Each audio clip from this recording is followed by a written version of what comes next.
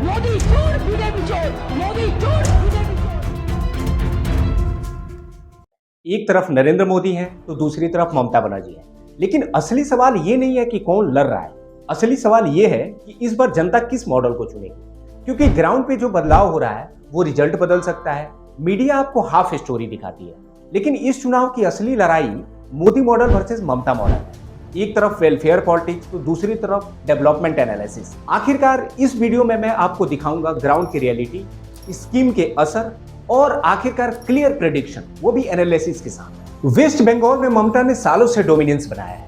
उन्होंने लेफ्ट को हराया है जो कि 31 सालों से राज कर रहे थे। कांग्रेस को उसने कमजोर किया है।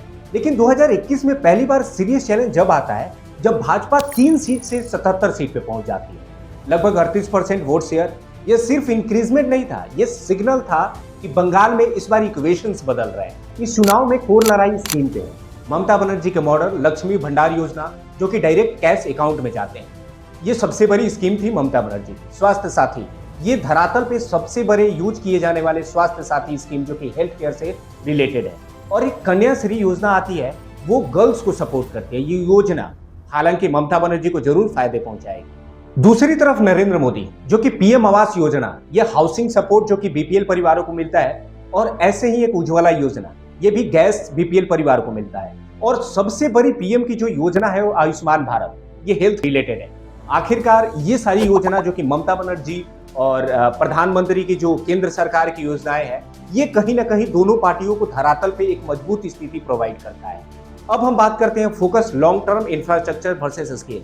तो सवाल साफ है कि short term versus long term development, और आखिरकार ये वोटर डिसाइड करेगा कि हम वोट किसको देंगे। ममता बनर्जी की सबसे बड़ी ताकत ग्राउंड कंट्रोल है, वुमेन वोटर है, माइनॉरिटी सपोर्ट है, स्ट्रॉन्ग लोकल नेटवर्क है। लेकिन चैलेंजेस भी क्लियर है, करप्शंस है, एलिगेशंस है, जॉब क्राइसिस है, पॉलिटिकल वायलेंस नैरेटिव बहुत ज्यादा है, और सबसे बड़ा रिस्क फॉटिक फैक्टर का है। जब एक सरकार लंबे समय तक रहती है तो आखिरकार लोगों को भी डिससैटिस्फैक्शन नेचुरली बढ़ते रहता है। दोस्तों, अब बात करते हैं उस फैक्टर का जो हर स्टेट इलेक्शन में इंपैक्ट करता है, Narendra Modi campaign emotions create करता है और नैरेटिव कंट्रोल करता है। बीजेपी का अप्रोच क्लियर है, strong messaging, identify politics control and scheme visibility, और सबसे ज्यादा इंपैक्ट चेंज का आइडिया पुश करना होता है।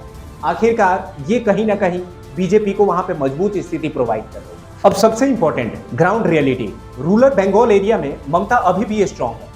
अर्बन बॉर्डर एरिया में बीजेपी की ग्रोथ क्लियर दिख रहा है और यूथ वोटर शिफ्ट कर रहे हैं। रीजन क्या है कि एम्प्लॉयमेंट, करप्शन और नेशनल इन्फ्लुएंस। तो अब सीधा सवाल कि आगे है कौन। करेंट सिनेरियो में ममता साइलेंट लीड में है, लेकिन बीजेपी ने गैप को कम किया है। कई कंस्टिट्यूएंसी में डायरेक्ट कंटेस्ट है जो कि ममता और बीजेपी के बीच में है, और बीजेपी इस बार स्ट्रॉन्ग चैलेंज दे सकती है। कंक्लूजन सिंपल है, ये इलेक्शन वन साइडेड नहीं है और यह कॉम्पिटिटिव बैटलफील्ड। तो बंगाल का चुनाव सिर्फ स्टेट इलेक्शन नहीं है, ये मॉडल की लड़ाई है, नैरेटिव की लड़ाई है।